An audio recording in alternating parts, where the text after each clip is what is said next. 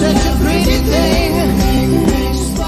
We are human, we are animals, we crave the ability to be we. I know it's called me undies. We undies might have sounded differently, right? Is it a disco now? Yeah, it's an after party, so it's now we go with the flash. My goal in life is to be a laptop sticker. Me too. And despite the best ministrations of your wife, you still look ugly. It's a great honor, Mr. Jaffe. It's always nice to be with you. I'm so happy to be with you. I'm honored. Thanks for doing this, too. It's a real service to the community. Thank you for doing this, Joseph, for doing CoronaTV in general. And it's your gift to the universe, and it's appreciated. Very human, and I like that. Look at you! You are insane! How did I do that? You're insane! At the exact moment I need to scratch my nose, but I'm not going to. Instead, I'm just going to welcome you guys to Friday. It's Friday again. Yesterday was Friday, and the day before that was Friday. I'm serious. I feel like I'm living in Groundhog Day. It's amazing how every day seems to be Friday, and there really is no weekend for me anymore. I work on Saturdays, I work on Sundays, I work all the time, and I try and also take off all the time. If the weather is great, I try and go outside.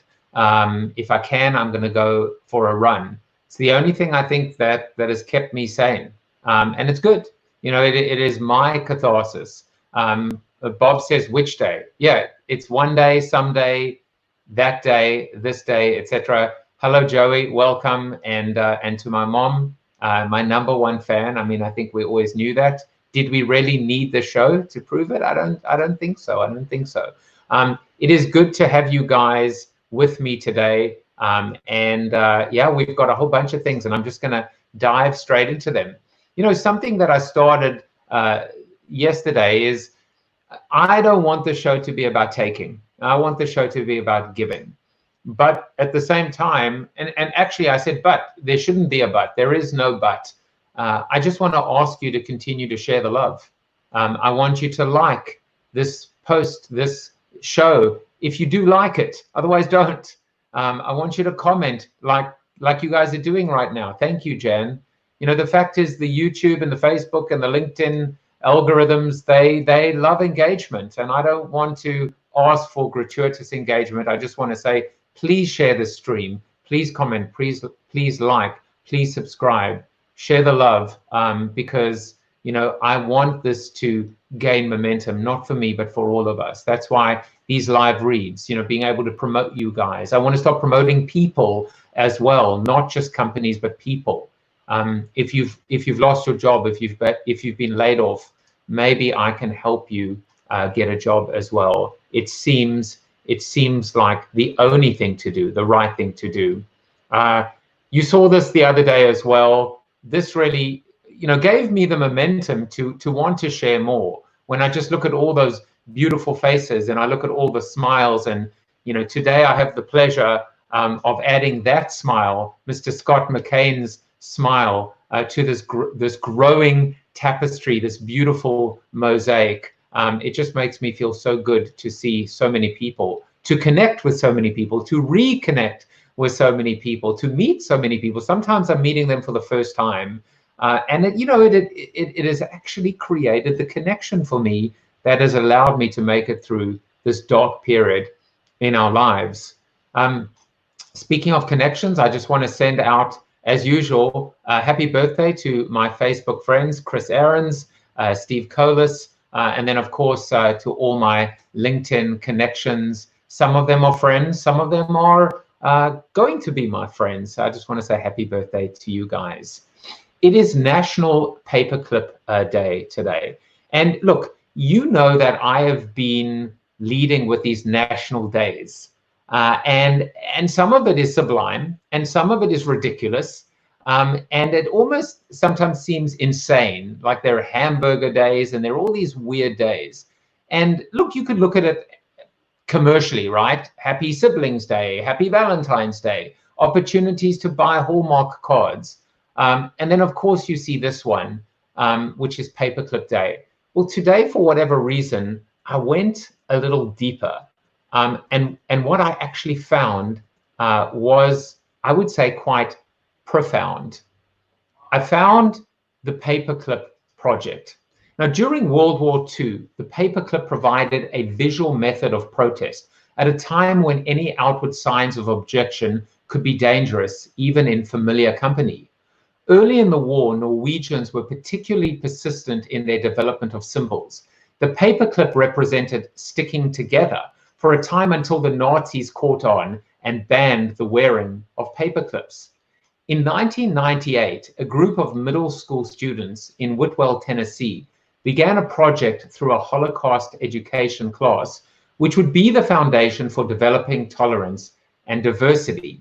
Inspired by the story of the protesting Norwegians and their paperclips, the students began to collect 6 million paperclips, one paperclip representing one Jew who perished during the Holocaust. By 2001, the students collected more than 30 million paperclips.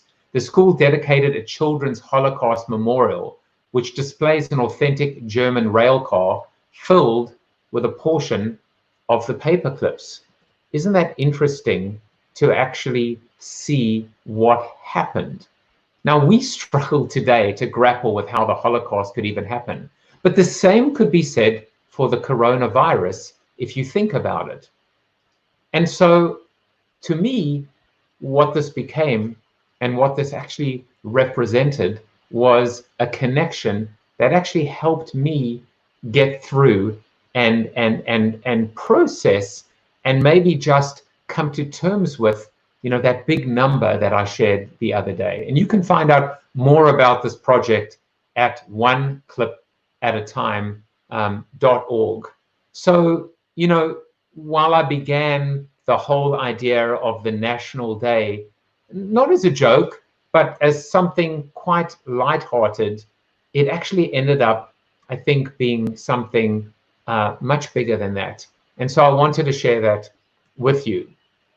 And now, in today's Seated Soliloquy, which is a little hat tip and a little connection to Scott McKain, and also to this idea of struggle, it is in fact called struggle. I'm struggling in terms of finding my place in a world that is suffering at the hands of two viruses, a global pandemic and racism. So often we're told, hey, don't go there, Joe. Don't put that on the show. Don't rock the boat. Don't be controversial. Don't be political. If you go there, you alienate 50% of the people who listen, watch, or read you. And the other half, well, you're just reinforcing the same worldview. So what's the point? I was given advice early into my CoronaTV journey, which was simply this: make sure that you bring something distinctive to the table, something that is uniquely you, that is your point of view, that can only be tracked back to you. For me, that would be a strategic marketing or a business filter or lens. For example, when discussing the study that shows how many deaths could have been spared had the government acted sooner, I chose to discuss leadership and decisiveness. Now, don't get me wrong. I'm not copping out. I feel guilty for not speaking out more. I think I just need to find my authentic voice, and as the saying goes, the right place and the right time with the right message.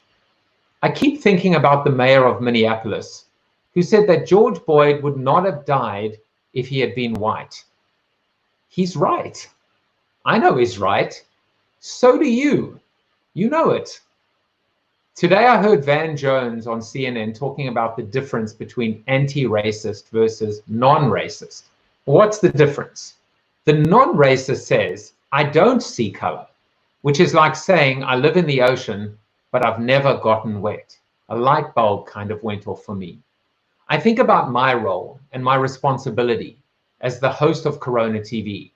When I'm frivolous, playful, or superficial, am I disrespecting people at home that are desperate beyond measures and means?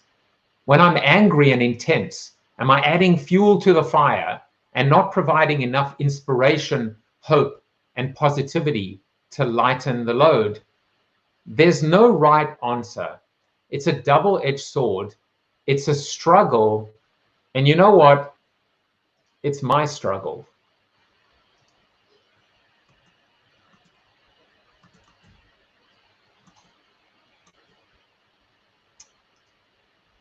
Ladies and gentlemen, it's time to introduce Mr. Scott McKain. He's a globally recognized authority on how organizations and professionals create distinction to attract and retain customers and stand out in a hyper-competitive marketplace.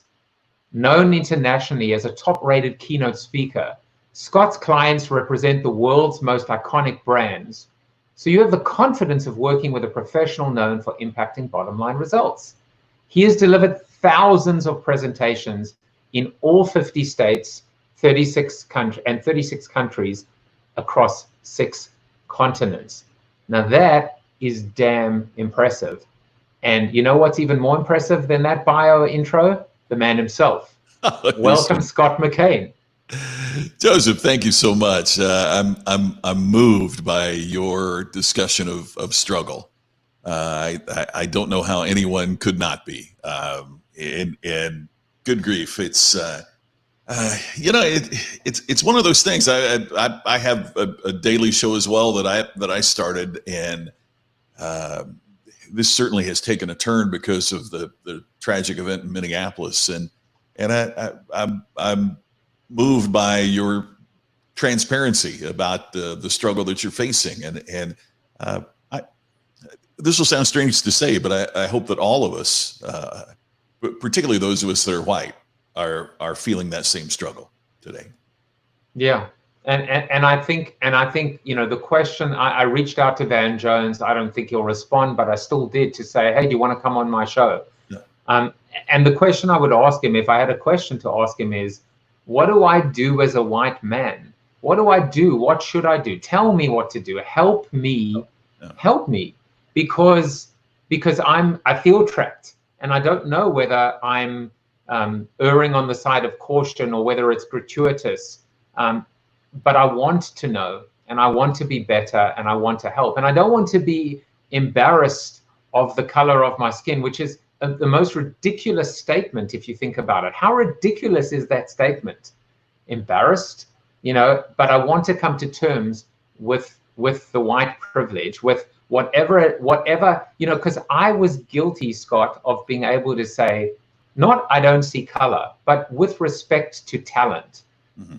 I think it was coming from the right place, which is to say, I look at you and I value you based on your talent, not based on whether you're a man, a woman, or the color of your skin. But the difference between anti-racist and non-racist, suddenly I realized that, you know what, it's not good enough to say that. It's an and, it's a yes and. You have to be able to say you're talented and you're black. Yeah. I'm from a very rural community, and in where I grew up, there were no minorities. I mean, it wasn't that there were.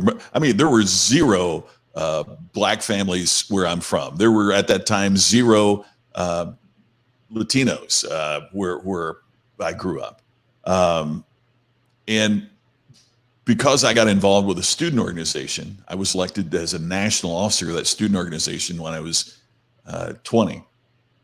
And you go through an experience program where they put you in the field and you get a chance to learn about the organization and also about how the organization is different from place to place. And during my experience program, they put me for a week in a school that was 98% African American. It changed my life in a lot of ways because I had never been a minority before. And within the confines of that school, I was the one that was looked at as being the minority.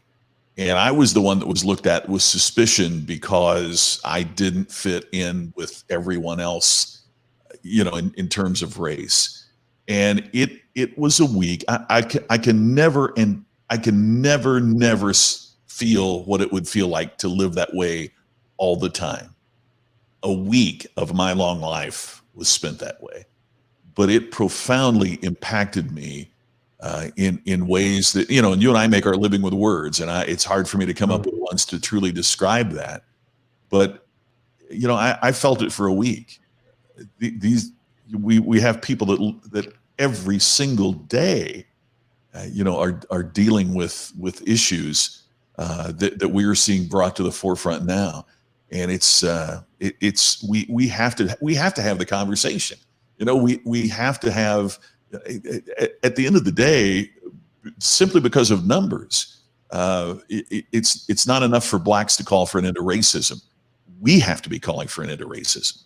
We have to be active in that, and it's not going to end, and it's not going to subside until folks that have enjoyed the privilege that you and I have had are willing to step to the forefront. And it's the only way that things are going to get better.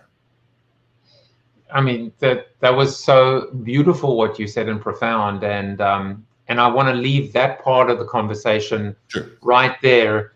The only thing I would add is you mentioned the word transparency, and I think going back to this idea of distinctiveness and finding our voice. You and I, we have voices. Our talent and our skill would be our words, the spoken word, the written word. And I feel like we have an obligation to make a difference. And, being able to think about these two viruses, these two pandemics, and it's not an original thought of mine. It's something that I heard from the commentators. I think it's important right now, and I think it's also important for all of us to realize that we cannot allow all of the negativity and all of these, because this coronavirus is about as oppressive as it could be, to push us down. We have to keep our head up and above water, and that's why I've been watching your stream. I have what's known as radio voice envy. I think I love your voice. Well, I've got friends that say I have a radio face as well. Yeah, me too. But, that's why we grow the beard. Yeah, exactly. I cover as much as I can. And just to piggyback on what you're saying, Joseph, is that I spent a little bit of time early in my career. I had the greatest part-time job in the world. I was a TV news anchor as a freelance, as I was building my speaking business, and I met some great people there. I met some people there that, I'm glad I'm away from that. But the old joke in television was, if it bleeds, it leads. That if you start with a happy story and a positive story, people will tune out. And I think that expects very little of our audience. I think it contributes to the negative attitude. But let's face it, any newscaster, and I don't care if you're talking about CNN or Fox, if they came on and talked about all the good things that are happening, while we might like it for a while, they would say that it wouldn't sustain an audience. So sadly, unfortunately, what they bring us is the absolute worst. So that's the challenge.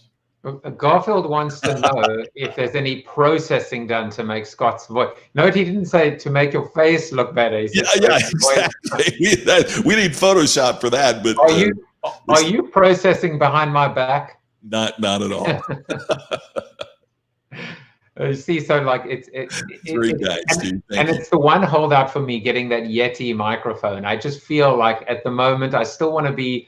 I'm still trying to work out the shine on my face. I still want to be so beautifully imperfect because if I do one thing perfectly, it's being imperfect. Steve makes a good point as well. John Krasinski's Some Good News just sold for an undisclosed amount of money in a bidding war. And even if I look at my intro to this, I smile every time I'm watching it. I want to lead with the good and the positivity, but I also don't want to be afraid to deal, with those issues. So Scott, I told you I had a few little surprises for you, just like little things. So just things as I was doing my digging. So this was the first one. According to Google, you're an actor. Yeah, I had a chance many years ago to be in a couple movies with that were from the esteemed German director Werner Herzog. Who it's kind of funny. Werner Herzog is noted in the film community as being one of the 3 or 4 greatest living directors in the world, but you talk to younger folks and they're digging him in Mandalorian right now. So, but yeah, Roger Ebert said it was one of the 50 greatest films in the history of cinema. So it was, it's crazy that something I did, 30 years ago is still out there, still being seen. I saw it was on Turner Classic Movies the other night, and it's pretty wild that I had it. Not a week goes by, Joseph, I don't get an email from somebody that goes, were you the banker in Straussic? And yeah, I was. So that's kind of wild. Well, I'm going to come back to that Okay. banker. I was thinking of an image, and I'm going to go with banker, and you'll see why in a moment. But Okay. so let me go back to my background at the moment. I've got Wayne Newton, Mr. Vegas. Mr. Vegas, because to me you are the speaker's Mr. Vegas. You're the speaker's Wayne Newton, because you're a classic. You're timeless. Oh, you're a professional. I mean, and I'm not just saying this gratuitous. Well, first of all, we met in Vegas. You live in Vegas, right? Right. Exactly. First time we connected was here. Absolutely. So there is a connection, but there's a certain professionalism which I appreciate and I can learn from, and I'm just the purpose of today is just to embarrass you as much as I can. So for example, let me point it out. Let me just get I'm noticing in your background you've got a logo. You've got a Jaffe Juice logo in the background. You're the only person who does that, or at least I haven't had someone come on who is actually acknowledging me, the host. So that's one thing. Now the other thing is you have this amazing link on your website, and so I asked you, I hope I'm not giving away any trade secrets. You're like, please, Joe, go ahead and just share it. If you go to scottmckain.com/podcast-interviewers, there's an entire treasure trove of resources for interviewers to make their jobs easier, from suggested questions to icons and logos and an intro, and even even a few examples of yourself on other shows as well. And again, I don't know anyone who's done that. So I just wanted to say, I appreciate that, and I'm sure people appreciate that you've been doing this long enough to the point where, you are the light that kind of shines the way to people that are established like myself, to people that want to get established. And that was just something else that really, popped. Well, you're very kind. One of the things that I talk about in my speeches, my books, is how to serve your customers more effectively. We own the federally registered trademark on the term ultimate customer experience. And one of the things that's big to me, it's one of the reasons I'm a fan of yours, is congruency. The people that are the same way off stage as they are on stage, the people who live the message that they talk about. And that's important for me as an audience member. It's important for me as a participant. So, I have to hold myself to that standard. If I talk about making it easier for the customer, I better make it easier for the folks that I deal with. And I just think that congruency is something that shows up, in business and in life and in everything that we do.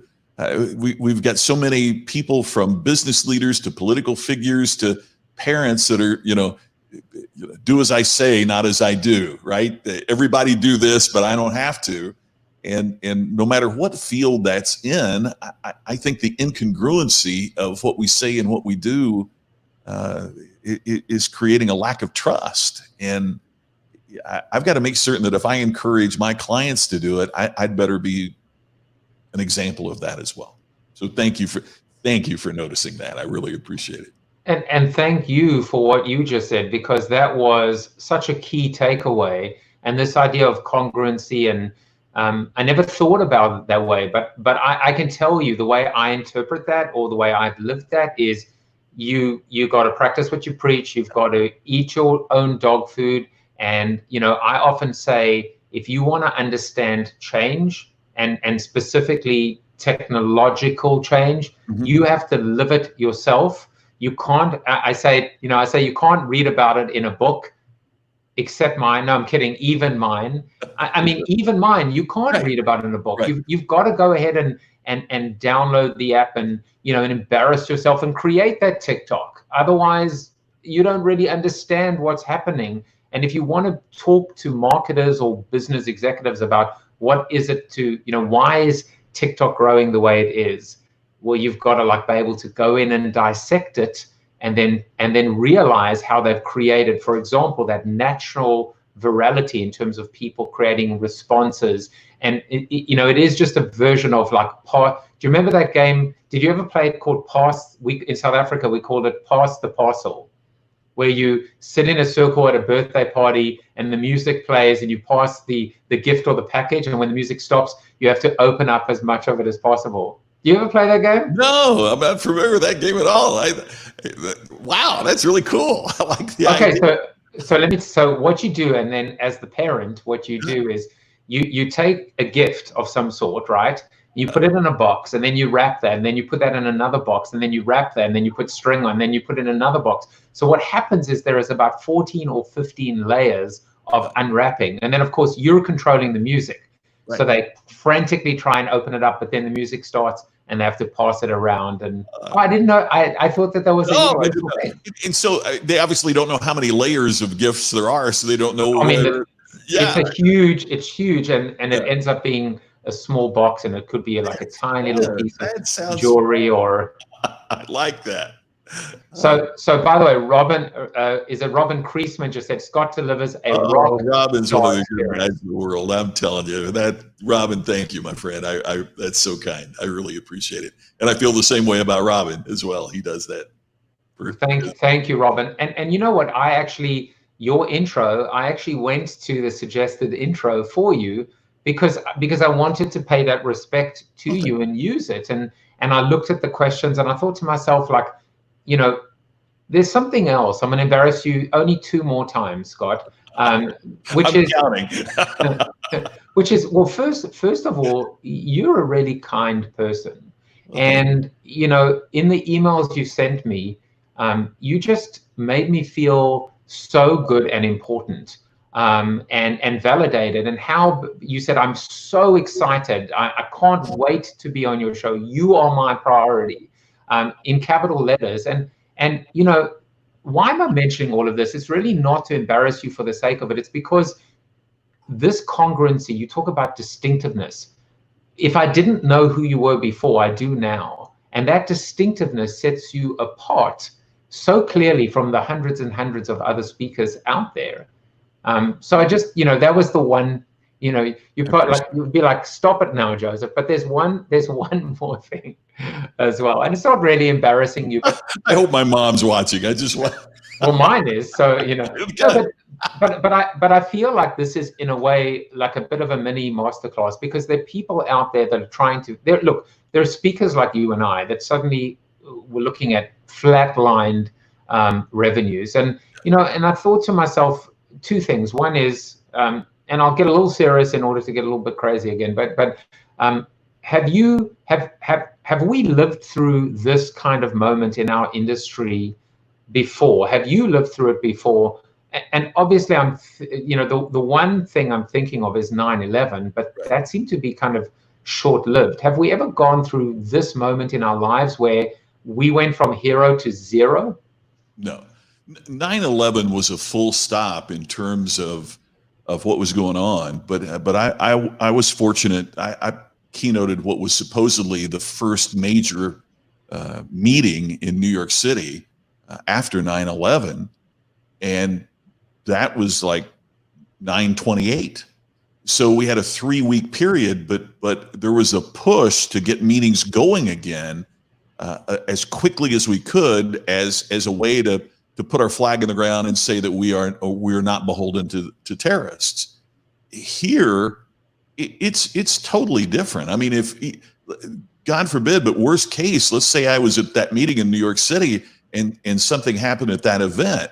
It didn't mean I was going to go home and infect my family or infect other people. And so there's just so much unknown. And I'm reminded of the story that if you look at the map that Christopher Columbus carried on his voyage in 1492 in the uncharted water, they put pictures of dragons, and literally the cartographers had drawn pictures of dragons, and underneath the dragons, they wrote the words, "Beyond this there be dragons," because it was the unknown, the uncharted water that was so scary even then. And I think that's what we're doing now. We are sailing in this uncharted water where we have this diversity of opinion and diversity of viewpoints and the desire to get back to normal, but yet also there's part of us that realizes that there's things that are never going to be the same after this.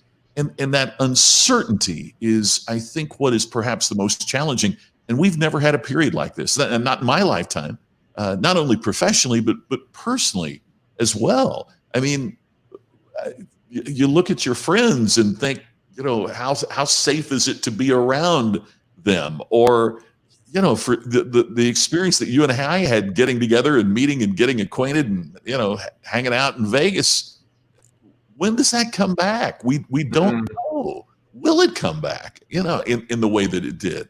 So I just think the challenge for all of us is this uncertainty that we're experiencing to a degree that none of us really have in our lifetime. So part of that challenge for us is because we can only impact so much and we can only control so much. But part of the challenge is, and I'll connect distinctiveness with this notion of reinvention. Yes. That we have to stand out now, whether that's as a virtual speaker or a hybrid speaker. And part of that must surely involve this idea of reinvention. I wonder if you could talk to that connection and also talk to reinvention, and how are you inventing or reinventing yourself during this period? What a great question. Thanks. I'm a fan of your show, and the one that I've corresponded with you about is your recent show with the creator, executive producer and writer of Defending Jacob, which, by the way, another episode comes out today, and my wife and I are always like, I know, it's the finale. It's the finale. Yeah. When can we sit down and watch this? Yeah, I've got to go. Yeah, but it occurs to me that innovation, in many cases, not all, but much innovation is derivative yet different. So in other words, if you look at Defending Jacob, we've seen stories of parents who have had children that are difficult. We've seen courtroom dramas before. We have seen some, there are genres that we respect, but what makes that so compelling is just the little innovation, the little difference. A story I tell in my speeches is about the Taylor family in St. Louis that starts a little rental car company that's got to compete with Hertz and Avis and the big rental car agencies. So they thought, okay, so what could we do to stand out? And they made a list. There's 13 points of contact that they discovered that a customer would have with a rental car agency. They said, let's change one. And they changed one. And the Taylor family still owns that little rental car business they started. They named it Enterprise Rental Car. And as we know at Enterprise, they pick you up. Their whole concept was, what if we change from having the customer come to our counter to get the car to we bring the car to them? Jeff Bezos, sitting in a small office, says, well, hey, would that work with bookstores? What if we took the book to the customer rather than making the customer go to the bookstore to acquire the book? And that was the initial part of Amazon. And they realized that would work with other products. There's a dentist in Austin, Texas, that has a trailer that's a dental shop. They bring the dentist's office to you. My wife Tammy got her bicycle fixed yesterday by a truck. They bring a big van, and you don't have to go to the bike store. The bike store comes to you. So all of that is derivative of that central idea that the Taylor family used many years ago that you could do with bike shops, that you could do with. And we are going through that in our business now, Joseph, is that how do we take these ideas, these values that have been around for a long time, the core principles that we have, and just find an innovative, different way to relate it. That's what you're doing here. Is you're really speaking at the core of what your entire career has been based upon. It's just that the how is different. The why isn't, but the how of the delivery is going to be unique and going to be changing. And good grief, we need to be looking at that in everything that we do, right? How can we take the core values don't change, the core principles don't change, but the how of delivery, we can innovate with that. I mean, I feel like I've just paid good money, even though I haven't. Maybe I'll get an invoice for a masterclass. But it's interesting how you think about and how you talk about the how. And in many respects, even though I would say I've reinvented myself during this global pandemic through CoronaTV, it's less maybe reinvention, but more about application of that survival skill, that instinct. What I tell people, what did I do when the world went to hell? I did the only thing I knew how to, which is create content. I got to tell you, I had an experience. Yeah, you're exactly right. And I had an experience a few years back. I had a personal tragedy in my life that I was dealing with, and I've got some buddies that are musicians, and it's a country music band called Diamond Rio, that Grammy award-winning 6-time country group of the year. And I got a call from them. They said, "Hey, we're going out west on a concert tour. You are not going to sit in the house by yourself." My wife had passed away, and you're not going to sit in the house by yourself. Pack your bag. You're going to get on the bus. You're going to go on the road with us for a week. And it was a great experience. But one night we're riding in the bus. Some of the other guys were already in the bunk asleep, and one of the people in Diamond Rio said, "Our businesses are a lot alike." And I started laughing. I'm like, "Our businesses are nothing alike. You travel with all these guys. I'm by myself. You do songs. I do books. I do speech." He said, "No." They said, "The core of our business is the song. You've got to have a great song. And then everything is like spokes on the wheel from that hub, that core. Nobody's going to come to your concerts if you don't have good songs. But you have concerts, you have sales of, at that time it was CDs, now streaming. You have a fan club, you have merchandise sales, and they listed all of their income streams, but it was all based on great quality songs. And I'd never thought of it that way before. And he says to me, "Your business is your content. And you deliver it through speeches, and you deliver it through books, and you deliver it through social media, and you deliver it through," and it was the blinding flash, the obvious, was I thought of myself as a speaker. That's not the core of the business. The core of the business is content.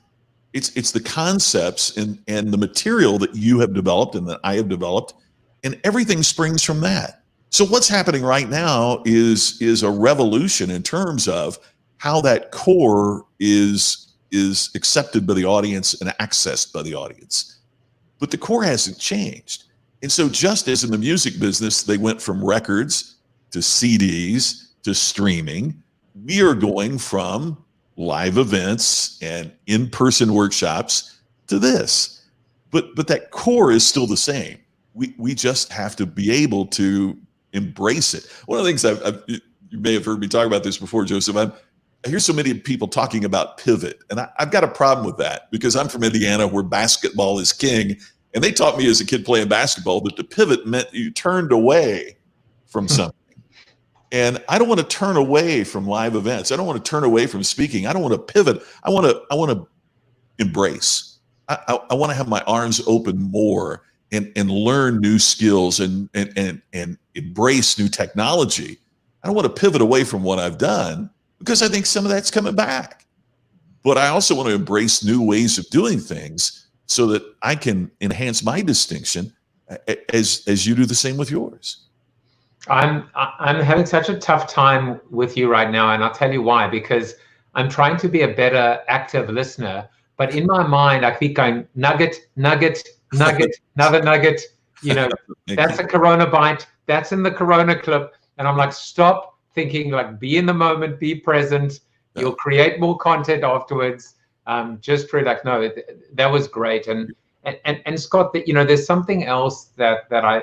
Well, 2 points. One, I would say, can you pivot into something as well, as opposed to away from something? Maybe that's another version of it. But I love the concept of embrace versus have to turn yourself and you know, you want to be like that, right? You don't want to have to be like that.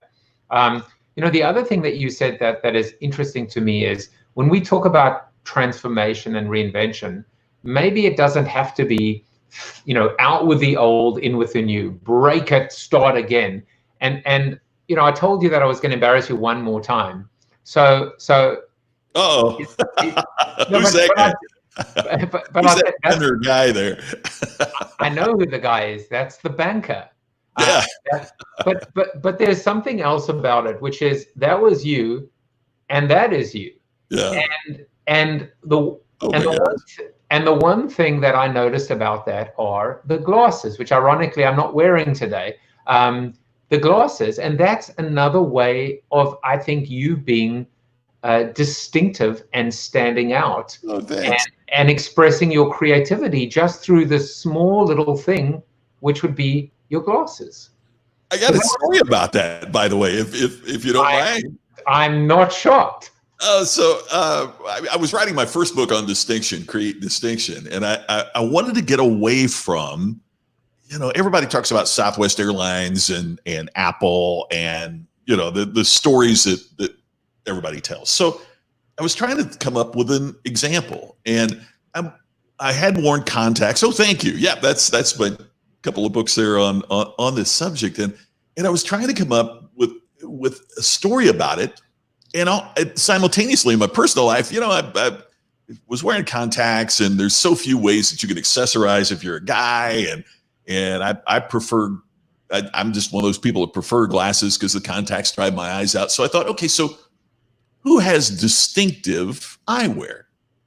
And the two names that came to mind were Elton John and Oprah. They always have great glasses.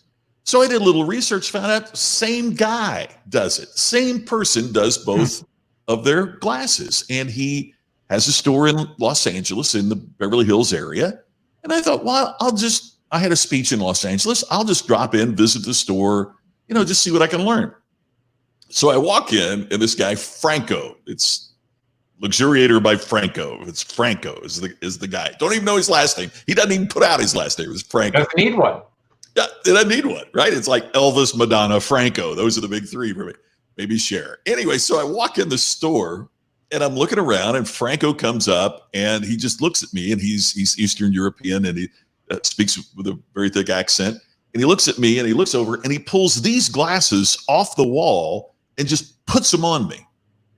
And I like these glasses, you know, and he says, "Those are you."